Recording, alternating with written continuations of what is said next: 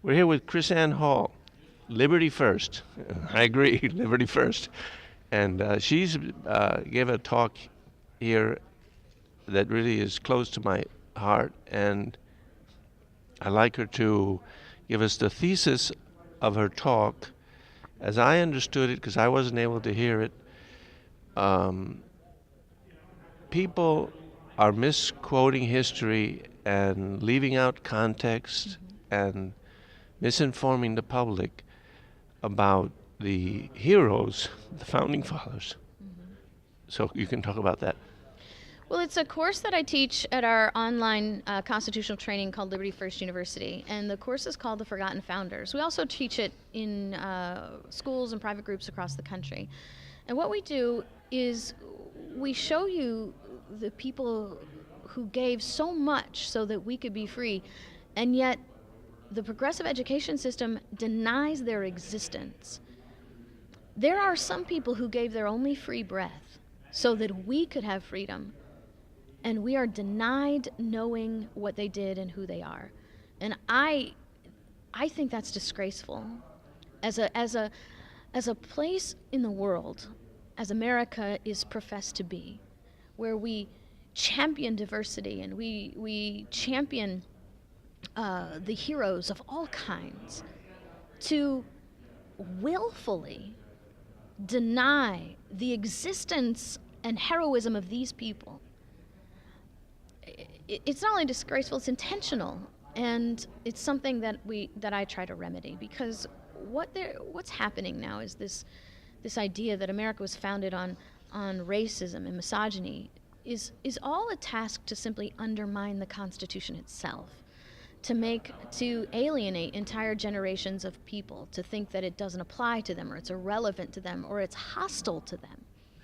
When in the reality, the Constitution was written so that we could all be free together. We would all fight for the freedom of each other together. And so I like teaching the history of these people, because it is direct, factual, and historical evidence that what we're teaching is simply error. And it's very empowering, very empowering. So whenever I'm in a discussion on political theory, which is often, I encounter all these, what I consider to be inaccurate statements, but I'm not a historian. And it was great to hear you in your talk after the session clarifying the facts about slavery in America, about versus slavery in Great Britain, about these things that are used to detract from the greatness of our nation, the freedom that so many people received, the great sacrifice that many men made. Well, if we're going to have a truly diverse culture, a culture that actually appreciates and embraces diversity, then we have to embrace and understand the diversity of our origin as well.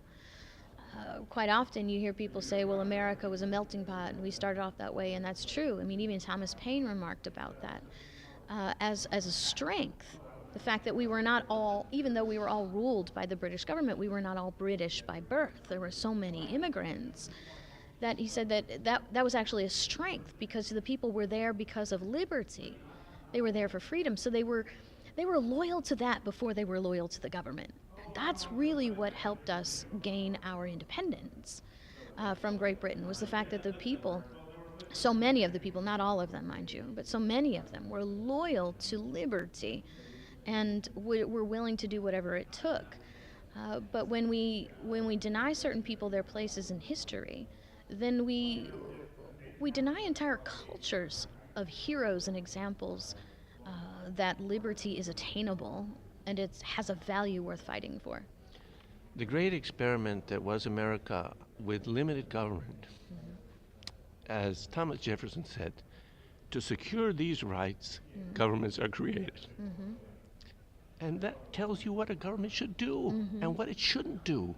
And that is a tremendous experiment that has benefits for millions and millions of people. And not to acknowledge that and to try to tear them down is a crime. Well, it is a crime. Not only that, it's a crime as a violation of the supreme law of the land, but it is also a crime on humanity, because what we do is we teach slavery instead of self-governance. We teach the power of government rather than the power of the people. And we use false paradigms of America as a democracy. Well, America is not a democracy. We were intentionally not created to be a democracy, so we wouldn't be ruled by... It's a republic, right? Right. It is a republic. Democracies are ruled by emotion and mob.